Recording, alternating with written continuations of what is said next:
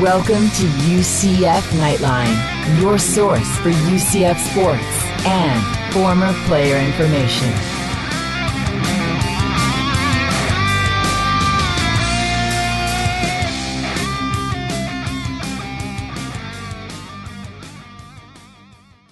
Hello, Night Nation. This is Andrew Phegley coming to you from the 1148 studios, and this is Knightline 121. Joining me, as always, in studio is Trylko. Hello, everyone. All right, Knightline 121 is brought to you by the Dever Team, your source for New Smyrna Beach real estate and everything else New Smyrna Beach. Go to thedeverteam.com and call UCF alumni Travis Dever for all your New Smyrna Beach needs. 386-690-1636. 386-690-1636. Knightline 121 is packed, Andrew. We're recapping UCF's big season opening win over FIU. Just 61-17. Every angle we've got you covered. We've got two great guests, former Knights quarterbacks Kyle Israel and Nick Patty. We're answering your questions during Ask Knightline. And controversies brewing in UCF fantasy, by the way. Controversy. I call shenanigans on our competitors. But first, it was a good start. I've seen our team improve in camp and in the offseason, and it carried over to the field, which is great to see. You never know exactly what you're going to get in the first game. I think our guys were ready to play. We made some mistakes and obviously some first-game things we got to clean up. But I saw a lot of good performances from a lot of people. So it's a good start. Told the team that's all it is a start. Our next game is going to be a big challenge with one of the best teams in the league coming in here. So our next week of practice has to be one of our best. All right, we're going to hear a lot more from Scott Frost. We're going to hear from some players, all kinds of stuff. I want to say thank you to everyone, though, that participated in Postgame Live at Burger U, everybody who called in, everybody who texted, everybody who sent tweets, all that stuff congratulating us and telling us that we did a good job, message boards, all that stuff. Really appreciate it. It went pretty well, right? It did. It went good. I'm very thankful for Carson and Eric. Carson Engel, Eric Lopez? Yeah, for filling in a little bit for you before you could get there, because you have to go get that post-game sound and all that stuff. And that just takes a while. There's a cooling-off period with Coach Frost, and then he comes to the media room. They bring in the folks, and I did hoof over to Burger U afterwards to join you, but that was about 15, 20 minutes in, and that's probably going to be the norm. It's perfect, though, because I think one of those guys or both of those guys are going to join us a little bit. We may have different people joining us at the very beginning. Hope so, yeah. Everybody knows that listens to this that I worry about all this technical stuff. I have to get stuff right. Yes, there was some mistakes technically, but we'll get all that worked out. You pulled off a live show that took calls. That was pretty good. Yeah, the phone worked. That was my biggest thing that I got from it. It was a whirlwind weekend for me. Thursday started the weekend for me because it was football, and that's the weekend normally. So I got you on whirlwind, though. I was in Tampa for work. Absolutely, back. You were, yeah. Went to the game. Went back home, 5 hours sleep, drove back, so I had a 19-hour blip in the middle of a work thing. You did too. Approved. I didn't skip out on work. I got about 4 hours of sleep in the last couple of days before that because I was so worried about how it was going to work out. Are you better now? You're better? Yeah, I'm good. I'm good now. It sounded good. Yeah, I think it worked out really good. Also, I have to say we have a new place that you can find us. Mm-hmm. We want to welcome Radio Public to our, I guess, a new affiliate. Oh, I like that term, yeah. So you can now find us on Radio Public. They have an app in the App Store on iTunes and in the App Store on Google Play. So, yeah, you can find us there as well. I'm trying to add even more spots that you can find us and, more stuff. Seems to be working. I like the information. You've shared two statistics this week that I thought were pretty interesting. One, that through August, the most listened to ever year for Knightline, and we still have all of football season to go. So, yeah, we're surpassing 1,500 Twitter followers, so that keeps building. Yeah, 1,500 today popped up. That's good. We need a lot more. I want to have 20,000 more than that, but 20. Okay. it's still a start. Okay, let's shoot for 1,600. Yeah. But, other statistics of note in this game, how about Mckenzie Milton with 4 touchdown passes? Beautiful. Huh? What a beautiful job that he did. Frost on Milton. Mckenzie had a really good day, but a lot of guys on the team had a good day. I give a lot of credit to the O-line for protecting for him. He wasn't under much duress back there, and when he was, he had easy lanes to escape. But really, from Mckenzie, there's a lot of people questioning things with him, and people are always critical of coaches and quarterbacks. And I admire the kid for getting through what he got through last year. What you saw on the field today is what we've been seeing at practice for almost 2 years, and it carried over to the field tonight. So he needs to just keep playing like he practices, and we're going to get some more good performances out of him. Listen, when you're involved with football, all the praise and blame goes usually to the head coach and the quarterback. That's just the way it works. I lived through that as a quarterback. I got way too much credit when our team won a championship. I probably got way too much blame the year before. That's football. Mackenzie did some good things last year, and he struggled with some things. Some of those things were his fault. Some of them were other people's fault, including my fault. But he's practiced well the entire time he's been here. He's been a good teammate the entire time he's been here, and I'm glad to see him have any success that he has. All right, so what I was going to say was that part about where he talked about Mackenzie, practicing, and the same thing that he's been seeing for 2 years is what finally came out of Mackenzie in the game the other day. I believe that from him. I believe that because we haven't seen practice, we haven't seen all these things, but we've heard so many things about Mackenzie, and he's talked very highly of him for 2 years, and then we've sometimes not seen exactly that on the field. I think we saw it this time, and we saw what he's capable of, and I'm looking for that from now on for him. It may not be 4 touchdowns, it may not be career days every week, obviously, but he had a heck of a game. He fixed a lot of things that he was having problems with last year, as far as I'm concerned. He didn't underthrow anybody, as far as I saw. Well, he was 16 of 21 for 360 yards and 4 touchdowns. Yeah. So one of those 5 was interception in that mix. I'm glad he got off to a positive start, or the boo birds and the naysayers would have piled on him. They will at some point. Any incompletion. A friend of mine messaged me saying bad throwing motion, and I thought, well, that's not fair. I didn't think that was fair, and I want to see Mackenzie succeed. But let's keep reality check. So does your friend have a better throwing motion than Mckenzie Milton does? Has your friend ever gone out and had a career game like that? I don't think so. I don't think so either. But let's be fair here. It's FIU. It's FIU. It is, yeah. Okay? It's FIU, and dare say Maryland, after going in and putting 51 on the Longhorns, that's a tough opponent. We know Georgia Tech. We know Navy. Let's see what he does. And I'd say let's see what he does against Memphis, not to jump ahead of recapping FIU, but as we go to record, we got this hurricane swirling off into the distance and maybe heading towards us, and who knows what's going to happen. We're preparing internally here as if though we're playing Memphis with the insider questions and all of that, but who knows what this thing's going to do and how it may disrupt the week for UCF. I'm going to look here because since we've been recording, since the last time that I have looked, they have put out a new thing on this Hurricane Irma. So one of the positives I thought while you look for that, boy, quick drives, huh? If anybody has an ex-girlfriend named Irma, this is probably her coming back at you. Quick drives, 2 minutes 17 seconds, 2 minutes 2. This one was 1:05, 2:39, 1:56, 33 seconds, 2:05. Longest drive was when Noah Vedral was in at quarterback in mop-up time, and that was 4 minutes 38 seconds. Not bad. Quick strike. That's good. Well, what's the latest? I'm looking at this. I did not go to school for this, but I love the weather. I come from Kansas. We have tornadoes, so we all learn how to read radar and all that stuff. Mm-hmm. What are you reading I there? love the spaghetti models. So if you're it's going everywhere, right? Well, some of them are. This one is pretty. They're all pretty close, and the track that really scares me. They have one that. It's basically just like Matthew last year, and it's just going to skirt the coast, but it did a lot of damage. Well, a lot of flooding, right, and along the coast. Yeah. St. Augustine got horrible flooding. New Smyrna got messed up pretty good. My favorite beach. Well, you're looking at favorite beach. Travis Devers' hometown. Yeah, you're looking at it on a Sunday night. Why it's important with the game on Saturday night is that you can't make decisions to change it. Remember a year ago, they decided to scrub the Tulane game. But that worked because both teams had the same bye week, and they could make that adjustment.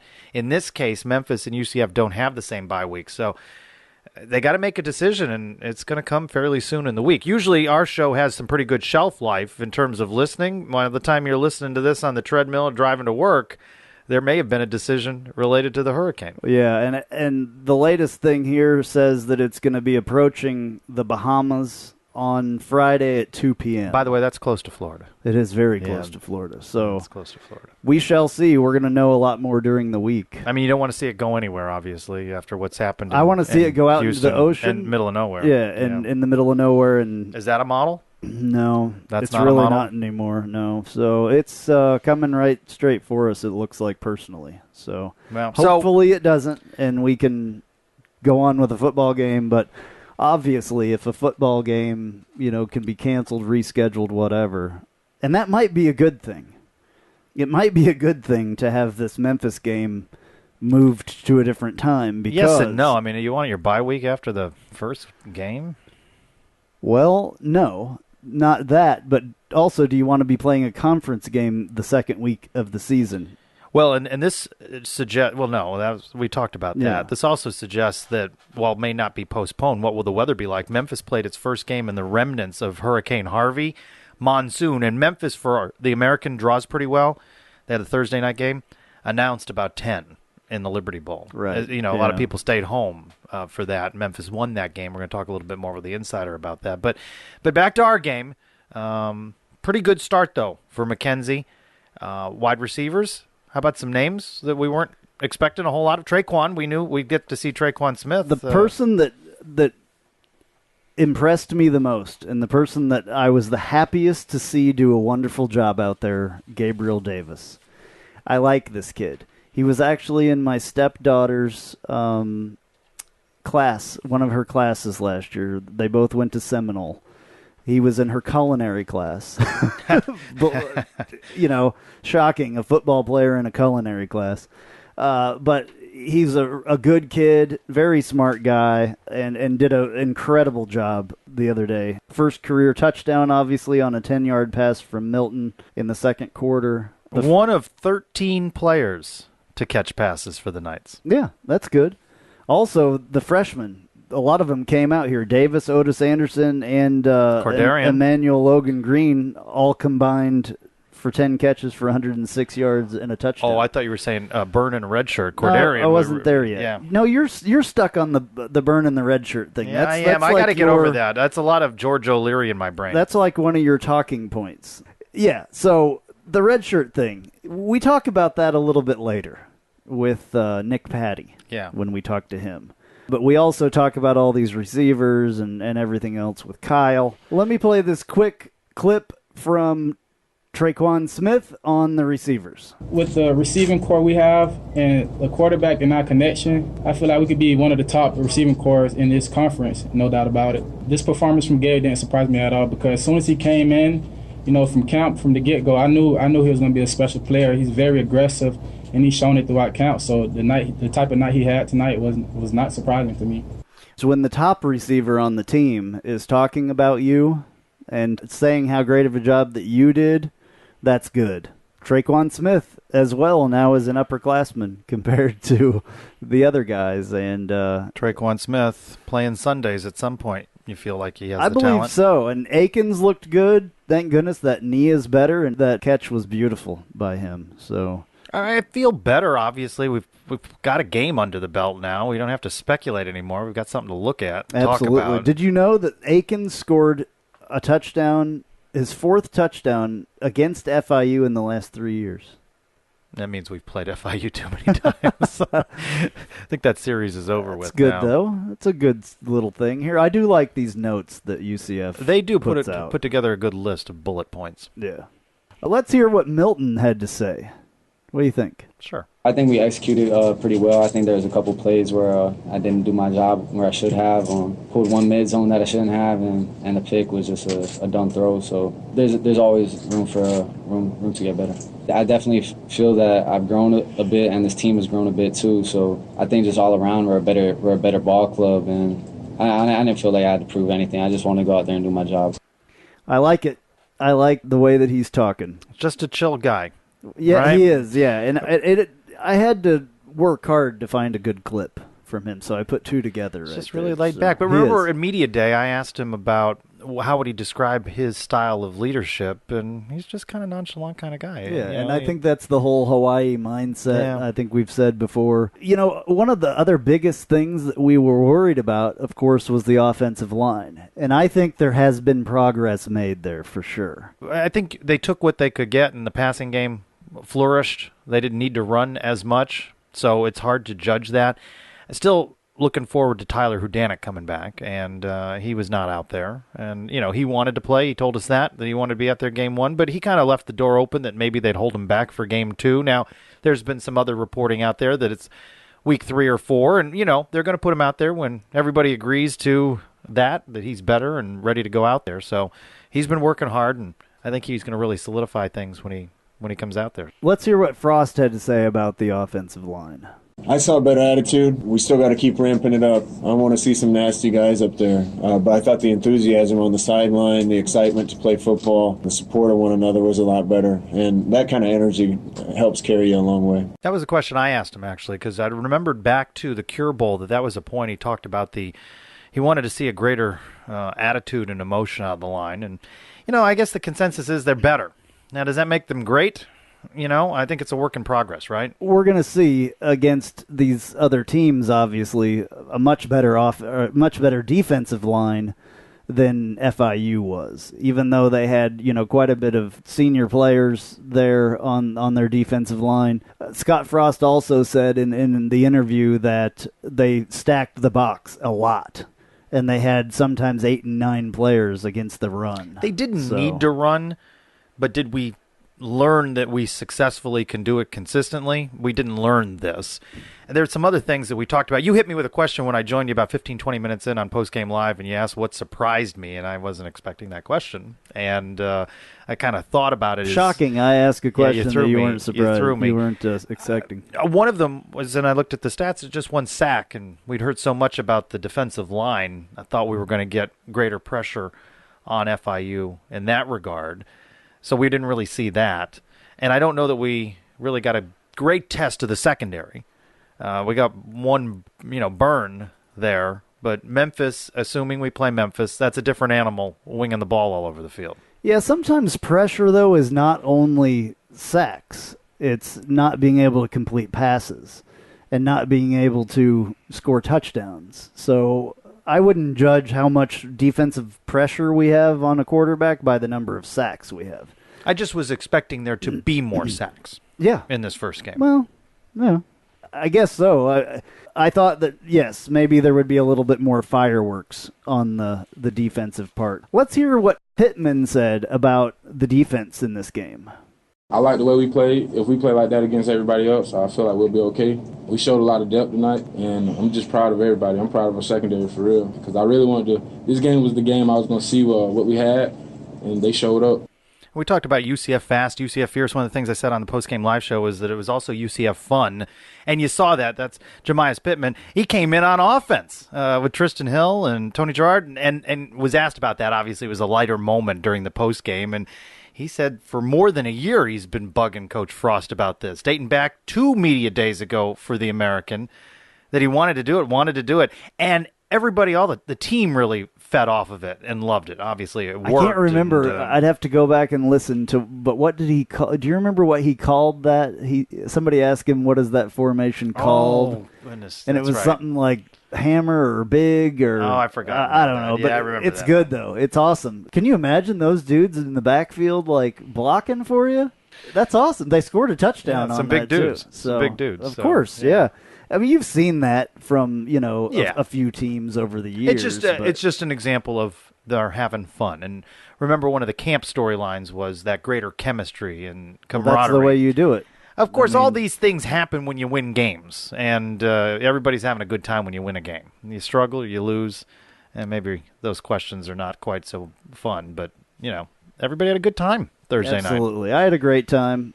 Speaking of which, a tremendous turnout, record turnout for the students, more than 18,000. Unbelievable job by them. And all the pregame, the concert, you go out to the concert? Yeah, it was awesome. To the concert? It was awesome. For Luke Combs? I thought that it was an awesome concert. I thought that it's so great that they're bringing somebody in that's a little bit more well-known, and that was kind of nice to have that.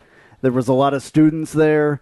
But one of the coolest things was Danny White was out there walking around with everybody else, watching the show a little bit and just, talking to people and doing his thing, I guess, that he has to do as the athletic director. But I thought that was cool that he was out there among the people, that, the thing that he brought to us here at UCF, and I thought it was awesome that he was out there. Announced crowd 38,063. I don't know if it was that. There was definitely empty seats. There were some empty seats. Those are always tough a little on a bit Thursday. Inflated, though. Tough on a Thursday. Speaking of, can I get a dig in? Go ahead. The Cows. Go ahead. Real quick. I was over in Tampa, I mentioned, for work. And I love this because I was not far from the stadium. I'm not going to the game, obviously. Who was it that you're talking about? I'm talking about the Cows. Their home opener on Saturday versus... Of course, my clip doesn't play. Stony Brook. And I get... It's a little late. I get the late arriving... That's my point, is that it was a late arriving crowd at the NFL Stadium, home of the Buccaneers, and my phone gives me traffic advisories, and since I was near the stadium and it said light. They had one of the worst opening days, home openers ever in terms of attendance. Good. Like 18 through the turnstile. I thought it was vaunted. If you looked, American, did you watch the game top 25 at all? Program. No. I actually watched it just because I wanted to see, what was going on over there, and I really wanted to see them get beat, and I really thought it was going to happen because they were down at the half. So I was hoping, and I stayed off of Twitter this time to not give any bad juju to the visiting team. So we're going to dig deeper into this game. You remember Kyle Israel, a big part of the Knightline family. He'll be joining us in just a moment. Night Nation, now that the football season has started, you're going to need all the tailgating supplies and clothing for the rest of the season. And the best place to get all of your favorite night stuff is Fan Addicts. Please go to our website, UCFNightlinePodcast.com. Click the Fan Addicts logo to find the best selection and best prices for everything you need.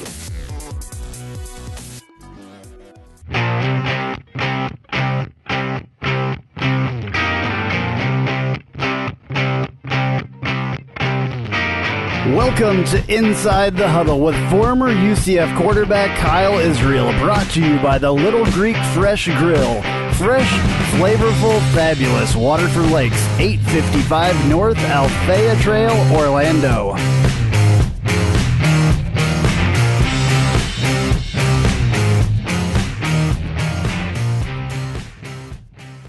Welcome back to former UCF quarterback Kyle Israel, helping us break down the X's and O's from UCF's big win over FIU. Not a bad way to start for the Knights, huh, Kyle? No, I feel very good about that. Anytime we win, obviously you're going to be excited, but I am very cautiously optimistic, I guess, about how this season could unfold after seeing what I did on Thursday night, especially with that offensive performance. What did you see in Mckenzie Melton year to year in terms of progress and growth in his game? Well, it was clear that he was definitely more comfortable in the offense. It was clear that the offensive line did a much better job for him. When you start out 8 for 8 and you're able to build that type of confidence early on in the game, it was very clear that he was ready to play. I really think that our play calling was phenomenal. I think that our game plan was great. There were times when guys were legitimately just running wide open, and credit to Mckenzie for keeping his eyes down the field and finding those guys, for those big chunk plays. Because last year he may have pulled that down and run, or he may not have had the time to see those guys down the field. And so I think overall, with the way that Mckenzie performed, you got to feel good after week 1, but it was FIU. I don't think FIU is a very good team, and Memphis will be a better test this week. Did you see anything in Mackenzie's mechanics, per se, that were any different, better, worse? Honestly, not really. I've seen some still photos of when he was throwing the football, and he seems to some of those passes, even the touchdown passes, weren't the perfect spirals, right? But I don't think I saw a whole lot different mechanically. It just, he knew where to go with the football, and he delivered it, sharply. And I think that it was more of the comfort level that he was able to establish that allowed him to play more free and loose. But I don't know that I saw anything really too much mechanically. But again, I was sitting up in the stands, a little bit harder to tell from up there. One thing didn't really look that great that we had on Thursday night was the running game. How can that improve? Is it the offensive line still that's having the issue, or what was that? Well, I think when you look at FIU, one of their stronger points on their team is their front seven, returning so many defensive guys. And so you're going up against an experienced front. Now, I think that we showed in the passing game that they weren't able to get to Mckenzie, and obviously we put up a ton of points. But I think it's always going to start with the offensive line. I think that there's so many misdirection plays and things that we're seemingly doing with this offense that some of that timing takes a little bit of it takes reps. But yeah, it starts with the offensive line, and then I think you got to give a little bit of credit to FIU. But at the same time, we were able to put up so many points that that running game almost disguised itself. And I just don't think that we got too into the running game and didn't see it as an emphasis as much as we probably did last year. Well, then going from what you just said there and what you had said previously about Mckenzie, he ran the ball 3 times for a net 4. Is that because he didn't need to, or did you see something in him where he took a second to make a pass play rather than starting to move around with his feet? Like, I mean, can we tell that from that first game? Guys, let's be real. Mackenzie's small. He's fragile. Fragile is not the right word. That's unfair of me to say. But he's no Kyle Israel. He's no Kyle Israel body type. He was. Yeah, he's not me at 230 under there. I don't want Mckenzie to get hit, honestly. So. I think that it's probably him being smart. I think that he was looking down the field and knowing that he wanted to get the ball in the playmaker's hands. I think that it's very obvious, and I'm sure you guys will ask me about some of the guys that we saw step up at the wide receiver position. But I wouldn't look too far into it. I don't think that's a game where Mckenzie really needed to do much with his feet to help us win the football game, if that makes any sense. But, we get into a tough battle coming up against Maryland or against Georgia Tech, and Mckenzie's having to convert third downs with his feet. I think we'll see Mckenzie run, but I don't mind the idea that he only ran for 4 yards. All right, well, since you asked for it, I have a question about wide receivers now. How about Gabriel Davis? What a debut that he had. Who signed that guy? Who recruited that guy? I don't know, but he's give them a raise. Yeah, he's from right here in Seminole County. Went to Seminole High School. Yep. I was very impressed by him. I think he's a guy, looking at the season going into it, when we signed him, everybody was kind of excited about it, and he didn't disappoint. He's a guy that's athletically gifted. He looks bigger than everybody on the field. He has great self-awareness in regards to his body, and his routes looked pretty good. He was breaking tackles. He got yak. I mean, that's what you want out of a true freshman. And to see that guy come out there and play like that right away, I mean, that's one of the most exciting things about our program is that a lot of the exciting players are guys that are young. And as they mature and get older and grow and develop, I think we're going to be better and better and better. But when you can get a guy like that that's clearly going to be an impact player for us as a true freshman, that just elevates our standards. That elevates the expectations of the players that we need here at UCF, and I think the excitement and the enthusiasm about getting him as a commitment and signing him, he definitely made it clear as to why everybody was excited. Yeah, one of the interesting things that he said in his post-game interview, which I'm glad that they brought him out to let us talk to him, he said that somebody asked him, when did you know that you were with the ones? And he said the second week of the fall practices. That's pretty impressive. I mean, they obviously knew what they had on their hands, in that second week. for a freshman to already have a one spot by that time over a couple of upperclassmen is pretty impressive as well. It is impressive, and for him to know that is impressive. I think that you got to give credit to our coaching staff. A lot of programs go out to these young players that are getting recruited out of high school and say, we're going to play the best guy, and we're going to play the guy that deserves it or earns it. And a lot of times that doesn't come to fruition, but Coach Frost and his staff had said from day one that they're going to allow competition to take place, and the guys that compete the best in practice are going to see the field.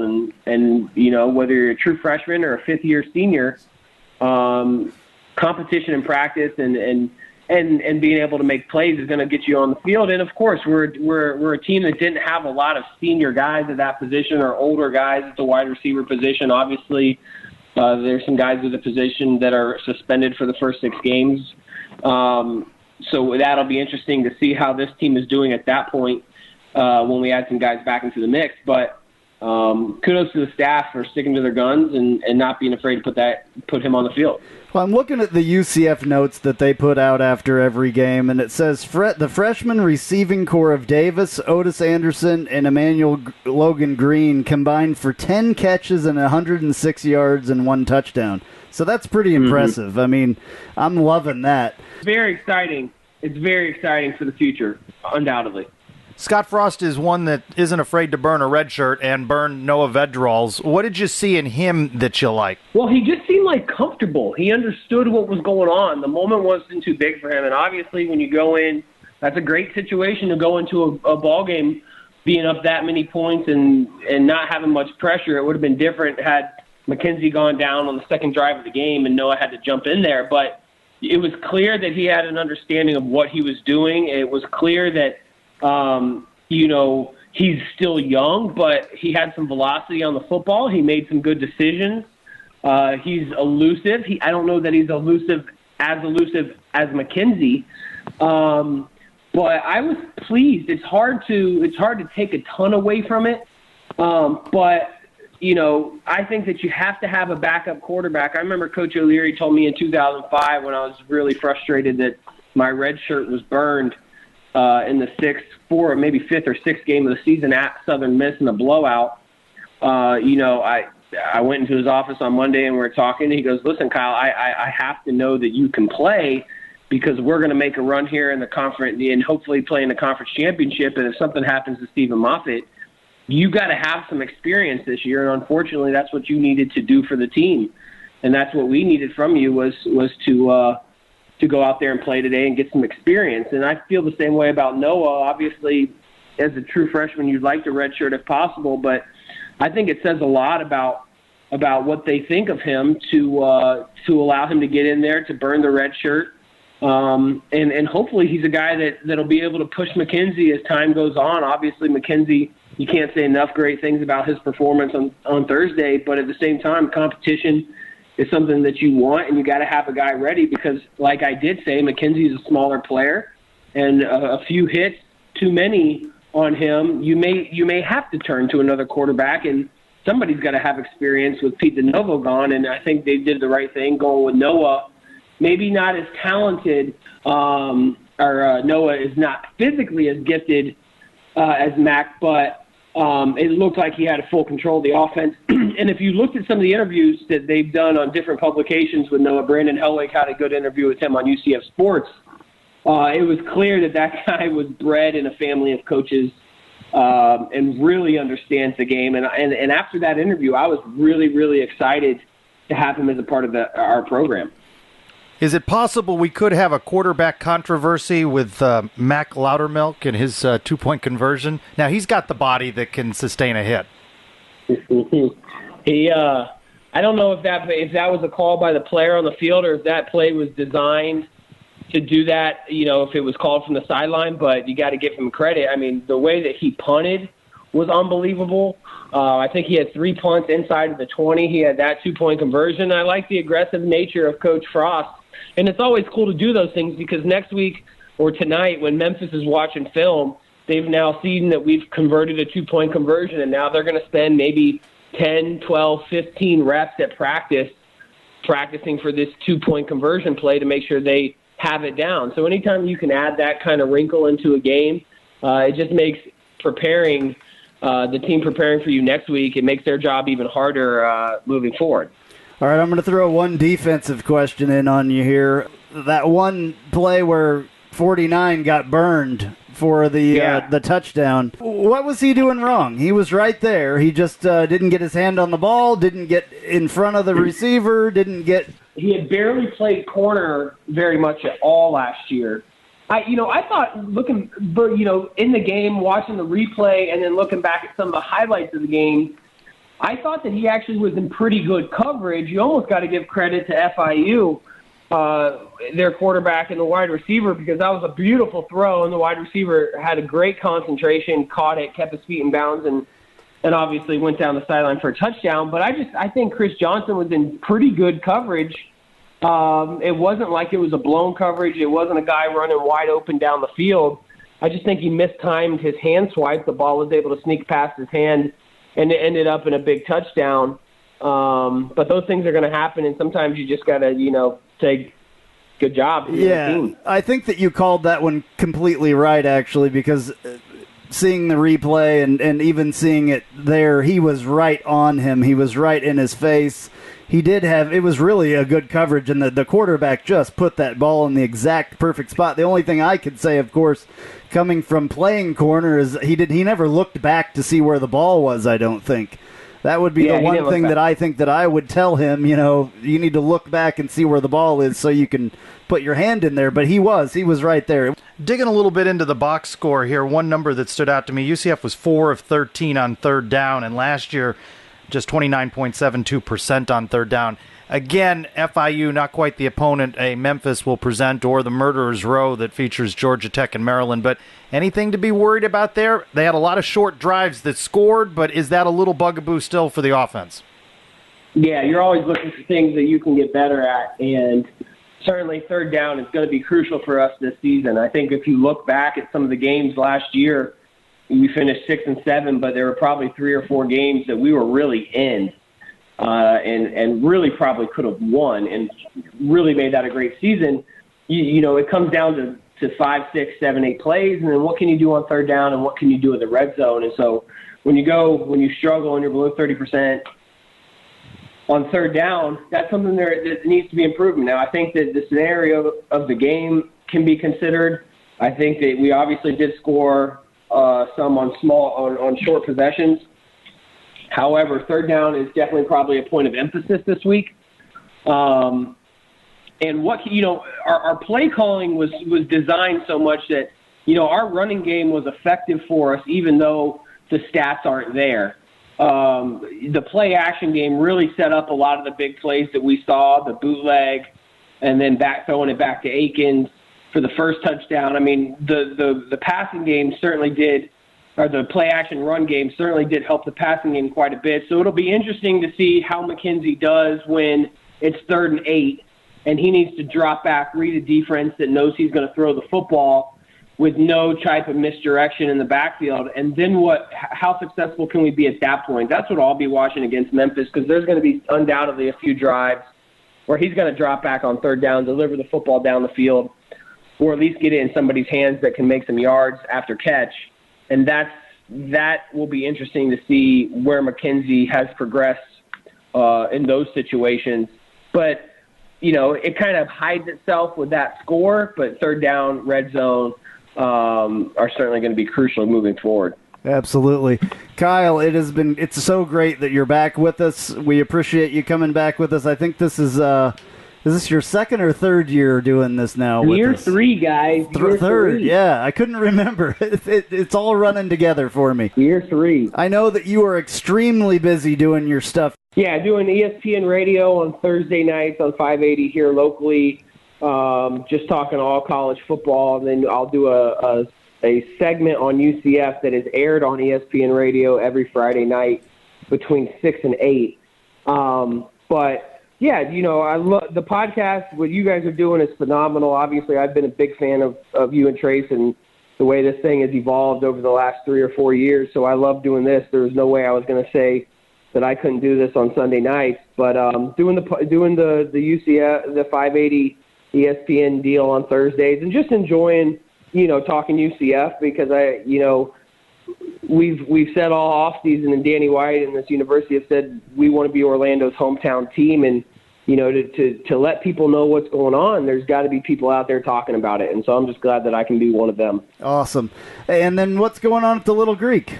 So we are opening our 4th Central Florida location on September 12th in Winter Garden Village. So for all the UCF fans, I know there's a bunch of them that live out there in West Orlando, Winter Garden, Claremont, Ocoee, Windermere. We have a location opening, and like I said, on the 11th or on the 12th, next to Panera in Winter Garden Village for everybody that's familiar with that. So we'd appreciate the support at that location. It is a UCF alum that owns that store, Andrew Tate, who's one of my really, really good friends. He's a franchisee of ours. So if you want to support an alumnus, Andrew is one of them. And so we're excited to get that location open. We're going to have another location coming to Altamont Springs here in the next 3 months near Seminole State College.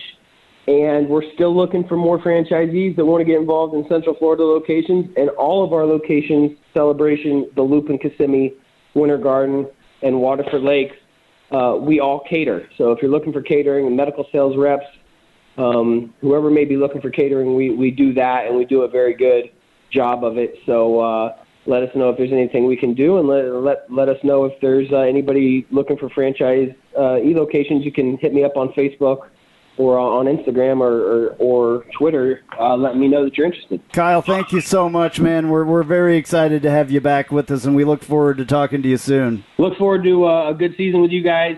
Keep doing what you're doing. I love listening to it, and got a game against Memphis that's always a fun matchup, and a team that'll test us a little bit more than FIU did and give us an idea where we're at going into Georgia Tech. The American opener against Memphis on Saturday, September 9th, is dubbed the Black and Gold Game. Students wear black, everyone else wear gold. It's also family weekend. The Tailgate Concert Series features Steve Moakler. You know who he is? Yes. Yeah. Set for 6 p.m. outside the stadium. Game time is 8. Again, all of this with a maybe attached to it. Because we don't know. Yeah, Steve Moakler is cool, though. He's kind of, I would say, more folky new country, if you know what that means. But you think that draws a younger crowd again? Is Oh, that what yeah, you think? absolutely. Because you said earlier that... I was washing the cars today, and I listened to his record, actually. You were talking about how the crowd was older out there last year, but remember, they were doing better than Ezra and some of those groups. So. Absolutely. No, this is definitely, man, I don't know if you've seen country girls, but country girls wear short cutoffs and cowboy boots, and it's not a bad thing. It's time to ask Knightline. We're answering your questions. I kind of like that because I reply back to folks now that ask things. And, I love it. And we talk. Can post it on our Facebook page or via Twitter at hashtag Ask Knightline. That's UCF_Knightline on Twitter now with more than 1,500 followers. All right, Ian wants to know, Andrew, barring an injury, do you think Mckenzie Milton has the starting slot for quarterback for the foreseeable future? Absolutely. Yeah. Absolutely. Yeah. The only way he's coming out for Injury. like an extended period of time is if he's injured, yes. Yeah, or as it was the case with a blowout, I'm going to give Noah some reps. Well, that's just normal. But Edward wants to know, is it just me or does Mckenzie Milton's arm strength seem much improved? I can't remember the last time he completed so many deep balls. That's true. Not a lot of pressure on him, though. No. It's not improved. That's what he's always had. It's just he was not allowed really to use it either because he was injured in some way or because he just didn't have the protection. He had to run around a lot more. He knows what he's doing now, and he feels much more confident there, so it's just showing now. I watched his tape from high school. He's had that arm strength. I kept telling everybody, he's got such a weak arm. No, he doesn't. He does not have a weak arm. You saw what his arm really looks like. Gabriel wants to. I'm getting fired up with these things. Yeah, it's awesome. Gabriel wants to know. Okay, so after this first win, I do laugh at this one. Does anyone notice ESPN now favors UCF to win every game? Look, right now, I'm not kidding. He says, I love the route against FIU, but is this realistic? You know what? Winning, though, does create confidence. Let's keep assuming, as we record, that we play Memphis. You get a win against Memphis, you're going to have a head of steam and confidence. And as you've been saying this for several weeks, you talked about, well, why, the Cows this and the Cows that. Maybe they aren't that good. Boy, they haven't shown to be that good. Seems like the American could be wide open, and why can't UCF take that lane and win the league, win the East. There is absolutely no reason why we can't. And winning against Memphis is the first step. And Navy, because Navy wasn't lights out against Florida Atlantic, and you know what? Well, here's it's the deal. On as paper well. and speculation all summer what these teams are going to be like. Now they played a game. Maybe let's not make UCF champions of everything from now. winning against FIU. Yeah, but win one game. Now move on to the second. And, Speaking of Navy, I've thought a lot about that, and I watched the quarterback from Navy ran for 247 yards and like 4 touchdowns. Good that we have a strong defensive or line. 274 maybe. I don't know. But it was a lot. Ooh. Here's the deal, though. I've been thinking about this. We're good at stopping the run. We're really good at stopping the run. It could be our best thing, right? Well, you know how important it is to stay where you're supposed to. We with have that, a little defending bit, that offense. We have a little bit more depth now in that the defensive line. Navy and Georgia Tech maybe won't pose nearly the problems we thought. I'm curious to watch Georgia Tech Labor Day night now and get a little sense of what they're doing. Have you never seen one of their games? Yeah, but I mean, scout them a little bit more now. Because they run and they have a very crazy option. So. All right, so time for those 3 questions. We thank you. Keep it up. We'll drop that later awesome. in the My week. My favorite segment. Online, and we like getting those questions. Best coverage of UCF continues. Former Knights quarterback Nick Patty stops by to talk more about UCF's 44-point victory over FIU. Hey, this is Travis Dever, Kai's Real Estate, the Dever team, New Smyrna Beach. Your source for real estate and everything else New Smyrna Beach. Proud sponsor of Knightline and Knightline Postgame Live. Call me anytime at 386-690-1636. That's 386-690-1636. Let me show you my hometown, New Smyrna Beach, UCF's favorite beach. Go Knights and charge on. All right, so we've got the Insider segment again this season, and we're going to play excerpts of that on our regular Knightline podcast show, and then play the full extended interview later in the week as we get closer to game day, so you get the best primer you can on the next opponent. So this week, joined by the Memphis Insider, Isaac Simpson, covers them for TigerSportsReport.com. He hosts the Man Cave podcast. He was good enough to talk to us and talk, Andrew, about what do we learn about Memphis? They played in a monsoon on opening night, the remnants of Hurricane Harvey, not a big crowd over there in the Liberty Bowl. What do we know about them after their victory over Louisiana Monroe? The Tigers are known to have offensive fireworks, especially through the passing game, and senior quarterback Riley Ferguson only threw for 97 yards in this game. Really couldn't get the passing game going, but they did do a lot of damage on the ground. All right, well, you can look forward to hearing the rest of that interview later on in the week, and it'll get you ready for the Memphis game. Not bad. Not bad, I like that Insider segment. Cool. Yeah. So I'm calling shenanigans. I'm calling out our good buddies, Jeff Sharon and Eric Lopez at the Banneret. Now, we're not saying they cheated. No, I'm not. No. Shenanigans, though.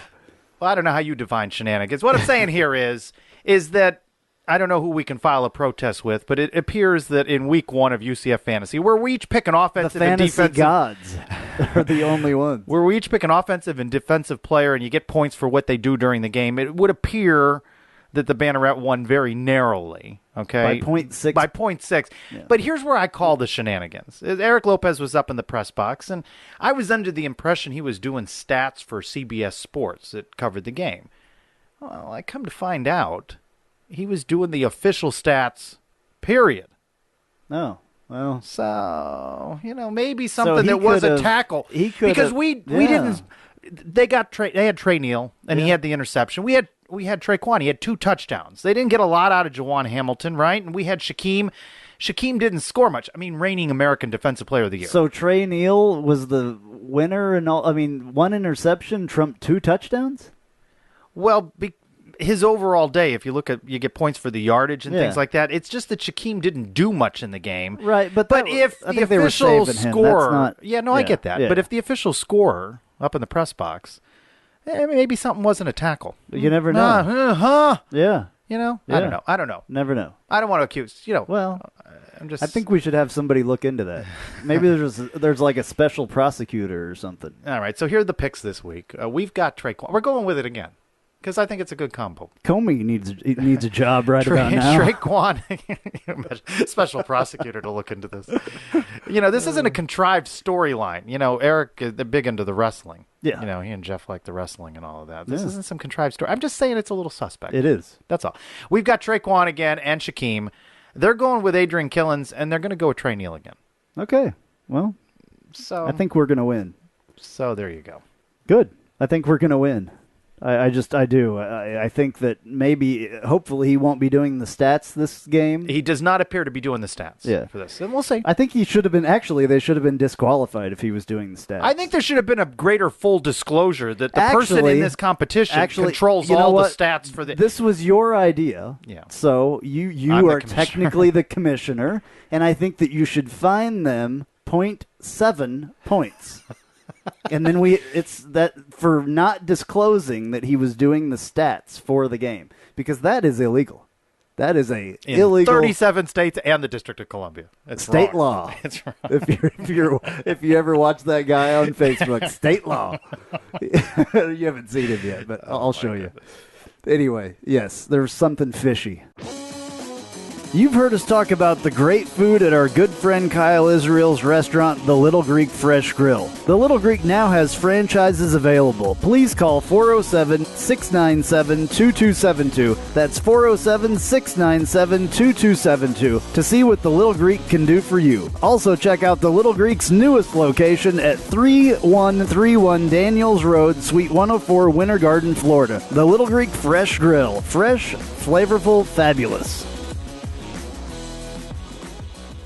A 1-2 punch of quarterback firepower as former Knight Nick Patty joins us now for more talk about Thursday's win over FIU. Nick, thanks so much for joining us again on Knightline. Yeah, absolutely. Happy to be here. Thanks for having me. So the big story of the day, of course, is how great the team played, and Mckenzie Milton in particular.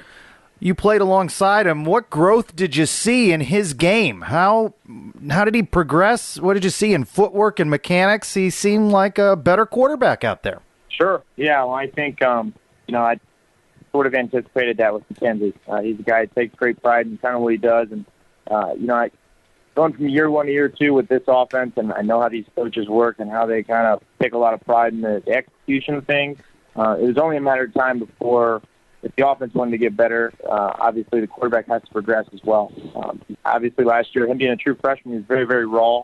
And so, like I said, it looked like he was sharp. It looked like he, in my opinion, had a much better grasp of kind of what they were trying to get done. In my opinion, he had a much better grasp of what he was seeing on the other side of the ball, and not only how he was comfortable with the offense, but I think that, you could tell he was kind of more aware of what FIU was trying to do, how they were trying to attack him. He looked comfortable out there, and on top of him playing better, and, obviously that goes with saying the entire team and his surroundings and his supporting cast, and the offensive line and the receivers and how fast they were moving and getting set. I think as a whole, the offensive unit looked a ton better, and in turn that helped Mckenzie. But I was happy to see his progression the other night. It was awesome. Well, no doubt you watched the game differently than the rest of us do. What did you see in the play of the wide receivers? Did they help Mckenzie out more than perhaps they did at points last season? I think so. And, I sort of touched on it a second ago. And you know what? This is sort of a minute issue, but it's huge, especially with a young quarterback who's trying to get comfortable and have some more confidence moving forward. But one of the biggest things I saw was how fast the receivers were getting back to the line and getting set, getting their signals, making their pre-snap reads and, all that kind of good stuff, and how just more of a well-oiled machine they looked like. And like I said, it may seem like a small thing, but for any quarterback, whether you're experienced or not, that is such a helpful asset, because you don't have to worry about what other guys are doing. You don't have to worry about directing guys, and you can more just kind of worry about your role. And for him, I think the receivers, you can tell, have done a great job in helping him with that. And on top of it, they blocked very, very well. I thought the receivers in the perimeter blocked extremely well and were very aggressive. You can tell that they're kind of rolling some guys in and out and working really well as a unit. So I was excited from the receiver play, and they've got some studs there, and especially not only the receivers but the tight end position. They've got some guys that can make some plays. They should be exciting out there. They'll get some work done. You know this offensive line very well. What did you think of the job that they did? It was a little bit better, I believe. I agree. And that's the kind of, in my eyes, in watching the game, that's the thing I was most excited to see, or most anxious to see, I guess you could say, was their progression. Because I think this offense will get better as the offensive line gets better. You could tell them, too, they weren't looking around and making calls. They communicated really, really well. I think last year at times you could tell that everyone was sort of looking around waiting for someone else to take charge and communicate, and that didn't happen this year. All 5 of those guys, and even some of the guys rolling with the twos, looked like they were communicating extremely well. People were taking charge. You got Wyatt Miller out there that really looked, physically like he was dominating at times. I think they got a long way to go. And the offensive line will come together, and I think once that piece of the puzzle gets solidified, the offense will do some crazy good things. But I think it did look much better. It's week 1, and it's always sort of hard to run the ball in week 1, and you can see they sort of struggled at that at times. But there was 2 or 3 drives in a row where they really seemed to get a rhythm, and you could tell the offensive line was communicating. They were moving people off the ball. And I was happy to see that their physical progression was there as well. And they looked better. They look like they were in better shape. They look bigger, and they look a little stronger. So that's good to see, and that'll only get better throughout the season, and they'll mesh a little bit better and get in a little better shape, game shape, if you will. And so that'll be good. But I was happy to see that they're moving in the right direction up front. Before we talk a little bit more about the Memphis game, you're well known by the fan base and respected for your versatility. What do you think of that wild night kind of play from punter Mac Loudermilk? Yeah, that was awesome. That was great. We did a little bit of that last year with some field goal stuff and all that, and I was happy to see Mac's he's a versatile guy himself. He played quarterback in high school, and he played a little tight end for us a few years ago at UCF, and he's a guy that I would look to see a little bit more of that type of stuff from. He can get it done. He's a smart kid, but he's also very scrappy, and he's got that sort of moxie to him where I think they could do some pretty creative stuff with him back there. I was happy to see that they kept that going a little bit, and these coaches love that kind of stuff. They like to throw some wrinkles in and keep everyone on their toes. Mac did a great job. That was a nifty little package there. Well, it's often said that teams make a great deal of progress from week 1 to week 2. Week 1 here on a Thursday, as did Memphis. As you know this team and Coach Frost and his coaching staff, how would they go about the preparation for a team like Memphis?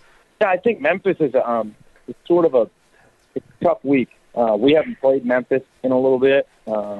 Memphis is a team where they're pretty consistent in bringing a solid squad to the table. This isn't going to be a week where, it's just another conference opponent where you go about it the same way. Anytime you line up against Memphis, they're going to bring a quality opponent. It's always a good atmosphere, no matter where you play them or what time of year you play them. But I'm looking for Memphis to be a hard-fought game. The one thing with them you can count on is that you're going to have to strap up. And, they hit hard. They run around fast. They always play with an aggressive mindset. And Memphis is a team that, if you're looking early in the season for a game where you can really tell where UCF's at, I think Memphis is a good measuring stick for that. I'm excited to see it because I think we'll really find out where we are and what we need to really get better on, because Memphis is always a squad that can expose a few weaknesses that you have. And so they're always pretty good at wide out. They've always got a fairly decent running game. They got a pretty good kid pulling the trigger this year at quarterback. And like I said, they always have a really hard-nosed, aggressive defense. They always got a safety or two that'll come down and plug some holes and run around. And they're usually pretty good on special teams. So I'm excited to see this game because I think that Memphis is a team that can really show us where we're at, and it's a pretty good measurement stuff early in the season. A question for you about Scott Frost and the way this coaching staff prepares and gets this whole thing going. One of the things that I found really interesting, and I talked to Kyle about this earlier as well, Gabriel Davis did a wonderful job the other night, and somebody asked him in the post-game press conference, and he was told, I guess, in week 2 of the fall camp that he would be running with the ones. Is that a surprise to you coming from Scott Frost and this coaching staff or not?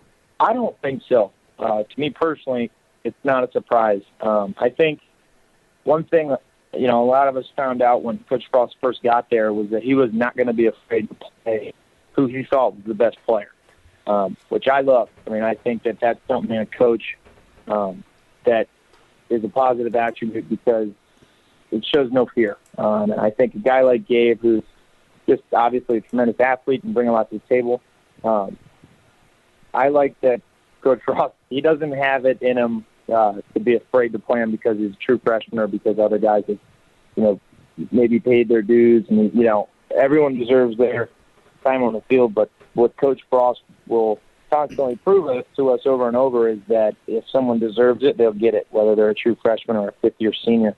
And, with Gabe, that's a perfect example. And you see, against FIU, he proved that he's ready to play. And, he's got to get better at certain things. And no matter who you are, if you're a true freshman, you got to stay in the weight room. You got to continue to grow physically and obviously mentally as well. But, he proved Coach Frost right with scoring, in the game and playing really well at times. But, with Coach Frost, he won't be afraid to play anybody as a true freshman. He won't be afraid to make a change if he feels, if he feels like he's playing either a hot hand or if someone's earned it. He'll give it to you, and that's a good thing. One of the things that we worry a little bit about, and it's been brought up a couple times, is depth, because now we have, especially at the quarterback position, we have Mckenzie that's, believe it or not, a upperclassman as a sophomore, and then we have two true freshman quarterbacks. We're not sure if one of those is going to get to redshirt at all or not. Is this something that, worries you or that we should be worried about, do you think, about not having as many people redshirt? Because Frost does like to play the best players, and he's only had 2 recruiting classes, so I understand, he's trying to get his guys in there as quick as he can. But is it something, do you think, that we're going to have to worry about by not having a bunch of guys on reserve as redshirts? I do. And I made a comment during the game to people I was watching, sitting with, about the very position group that you just mentioned, the quarterback group. And that's the big group that I worry about. And I think that the redshirting thing and the way he kind of approaches playing the best people, I think he'll always have that attribute where he'll play the people that he thinks deserve to play. But I also think that it'll change as far as how I think his reluctance will grow as he gets some more recruiting classes under his belt that are his guys, as he grows his depth in his mind on what the roster looks like. And you said it's his second class, so it's not like he's got a building full of guys where he either may not have confidence in all of them or he just doesn't feel like they're to the point where he can start really picking and choosing who he wants to save. And I think he's still to the point where he wants to get as many people in there that he's comfortable with, fit his system as possible. And right now, I think, fortunately, that is everyone that he's recruited. So the only real position I worry about is the quarterback position, and there's a few reasons why. One, just as far as depth goes on the injury front, as tenured as Mckenzie is in that quarterback room, he's not very tenured in the eyes of the grand scheme of things. It's just second year without, and it's a true sophomore year. After that, God forbid something happens to Mckenzie and he goes down and we have to throw in one of those other young guys. There's another guy that has no experience next to none at all. I thought that that when Noah went in Saturday night, he looked incredibly comfortable. He looked great. He was very impressive. I was extremely impressed with his moxie and his poise. He looked like he had a plan. He looked like he had well knowledge of the offense. He looked like he was comfortable and confident. And I was tremendously encouraged by his play. With that being said, I just worry about the depth of that position because, as you guys know, everyone wants to be on the field. And if you have 3 guys that are that young, you hate to see someone either transfer out or want to play or change positions or whatever it may be. And so I think as years goes on, obviously, this is sort of common sense. As years go on, this will get better because you get more guys in the room. But for the time being, I think it's something that coaches will do a good job of monitoring. Coach Purdue, that's one of his many skills is monitoring that and monitoring the room and people's morale and their mindset and keeping everyone engaged in the entire room. And I think all three of those guys know the direction that they're headed. And as long as they communicate and Coach Purdue communicates, I wouldn't worry about it too much. But, that's the situation they have. So all they can do is get those guys as much experience as possible. Saturday was a great first step for that. And I know they're extremely excited about all three of those guys. I know they're happy with what they have, but I know, I'd love to see them create some depth there and move in the future. Maybe it's, junior college after the season. This is obviously, later on, but that's one place I'd love to see them create some depth. One more question for you. When UCF has a big win like this, and, the UCF 6-6 last year, so they would come off of wins, how do you not get so high on that you have a letdown? What happens during the week to keep everybody geared and dialed in? By the way, Memphis probably going to be a better opponent than FIU, so however hard you were hit last week, going to be harder this next week. How do you keep focused on it and not let it go to your head? Because we see it in sports all the time that there's some sort of letdown that just seems to take over an entire team, and then that's how you can get beat. Absolutely. And I think, one of the things Coach Frost is good at is approaching the team in a way that he builds you with confidence and he builds people up and he does a lot of very positive things. But he also reminds you of where you're at or where you came from or where you want to go. He doesn't let very many people get complacent.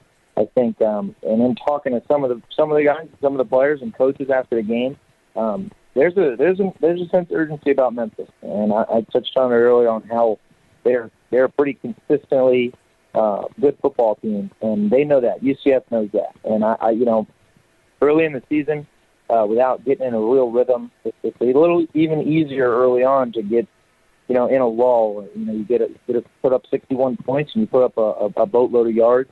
You get real confident, you get real comfortable.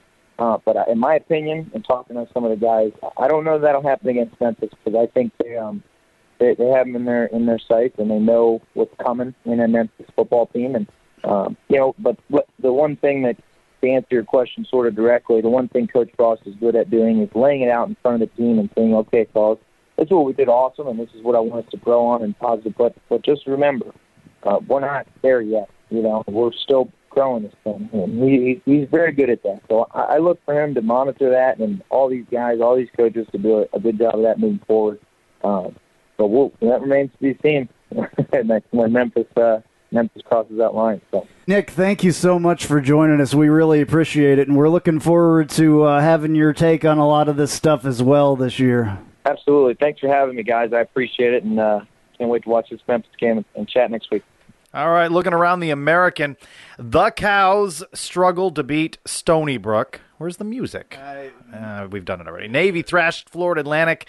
Wins for UConn over Holy Cross, Cincy over Austin P, SMU over Stephen F. Austin, and Tulane over Grambling State. Our losers this week in the American, Oklahoma State rolled Tulsa. Notre Dame dumped Temple. No good showing there. This one's embarrassing. I think this is embarrassing. James Madison, 34. ECU. By the way, they want to be known as ECU. I'm going to respect that because we made a big deal out of wanting to be known as UCF. So I'm going to call them ECU. That's the artist formerly known as East Carolina. I don't think that was such a big deal because 34-7. James Madison was the FCS national champion. Yeah, but the Power 6 team shouldn't be losing to the FCS national champion. They do, though. They do. Because a couple of years ago, K-State, for instance, lost to North Dakota a couple of years ago. Yeah, but that shouldn't happen. It happens. It happens I get quite that, often. It's not good for the American. Well, I mean, ECU needs to be a better football team. They're not. Well, they're not. Postponed Exactly. Houston at UT San Antonio. Now, this full slate on Saturday. All right, here, Cincinnati at Michigan. That's not going to happen. Cows are at UConn. Go UConn. The one time that I will root for UConn, maybe they're going to bring a special trophy to that game, too. ECU at West Virginia, that's not good. Tulane at Navy, Villanova at Temple, Louisiana at Tulsa, North Texas at SMU, and Houston at Arizona. Maybe that's a chance, but they've had a tough go of it with what's going on in Houston. Tulane's got a weird little option thing going now, too. Yeah. They're using like 2 and 3 running backs in the backfield. There's a bunch. It's almost we looking, don't see them this season. Yeah, it's almost looking Georgia Tech Navy-ish. Yeah, definitely. Not a good cut down time for our guys in the NFL. I think it's a triple option is what they're doing. Gotcha. So yeah, that could be interesting. They scored a bunch of points in their game. All right, not a good week for the Knights and the pros. Ja Reed and Jacoby Glenn both cut by the Chiefs, my Chiefs, and the 49ers let go of Lezer Douzable. Will Stanback let go by the Green Bay Packers, and Jeremy Boykins cut by the Titans. Storm Johnson also let go in Miami. Rennell Hall let go in Cleveland, and DJ Killings let go in New England. Not a good week. But congratulations to men's basketball alumni Nick Banyard, who has inked a pro contract in Japan. Oh, you got rid of the name of the team. I'm not saying that. I wrote that in there so you wouldn't Then just you skip say over. it. How No, does that's fine. Let's take a quick look at the week ahead. Your Knightline planner, women's golf is in the Cougar Classic in Charleston, South Carolina, September 4 and 5. Men's soccer travels to Jacksonville, September 4. Men's golf is in the Wolf Run Intercollegiate in Indiana, September 8th through the 10th. Women's soccer welcomes LSU. This should be a good one. UCF Soccer Complex on the 8th at 7 o'clock. Shout out to my friends at the Queens Cast. I'm doing a piece every week for them on UCF women's soccer. They're the podcast that covers the Orlando Pride, so I'm happy to join them for a little look at UCF women's soccer on loan from Knightline once a week for that. Volleyball on the road again against Southern and Arkansas State, September 8th, and Western Arkansas on the 9th. Cross country heads to Jacksonville for the UNF Invitational on the 9th, and men's soccer then heads to West Virginia on the 9th. Can you tell the calendar's gotten busier? It was like nothing to talk about in the Knightline planner for months, and now here it is. All kinds of things. And now, news and notes from the world of UCF sports.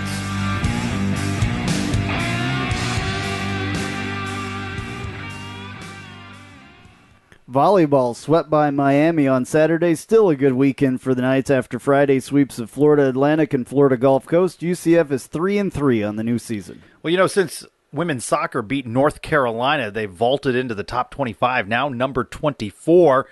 They're out west in Arizona. They won over Arizona State 2-1 on Sunday. They overcame a one-goal deficit, won 2-1 at Arizona on Friday. Big congrats out that North Carolina game, by the way. Senior Christine Creighton, American Player of the Week, and Dina Orshman, Rookie of the Week. Things are clicking for women's soccer. Absolutely. That's awesome. Ranked. Cross country is off to a fast start.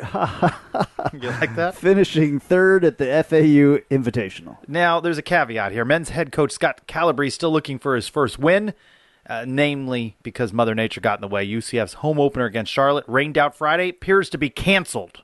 So, still looking for that first win, 0-2. And finally, men's basketball wants you. Walk-on tryouts are scheduled for September 21st. Are you now officially out of eligibility? I am. So you can't try out. Yeah, I was never good at basketball. But wouldn't it be fun to just, if you had some eligibility, just for the heck of it, go out there and a 44-year-old guy walking out there? Yeah, I'm here for the tryout. But remember when, like, say, the Orlando Predators would do that? They'd have an open tryout, like 100 guys come out, and there'd always be some guy like he was 62 and he, had wanted to play football all his life, and he comes out. Really? So, yeah, there's always one of those. Oh, I mean, whatever you got to do. Speaking of feel-good stories, I don't know if that's a good story or not, but did you see this blind player snap the ball on the extra point attempt for Southern California? I did. I thought it was awesome. That's a tremendous story. Yeah. And college football is back. Isn't that great? It is. Well, we hope that we have a Memphis game to talk about, or we're going to have a whole lot of nothing to talk about. We may not. Yeah, who knows if you got a storm coming. Well, we'll find out, hopefully, and we'll update everybody with an extra or something if you're not watching the weather. So maybe we might, I don't know. We'll have to figure out what we can do about on weather? Yeah. All right, this has been episode 121 of Knightline. I'm Andrew Phegley. I'm Trace Trylko. Go Knights! Charge on. UCF, charge on to the field. With our spirits, we'll never yield. Black and gold shines right through the light. Victory is our crown.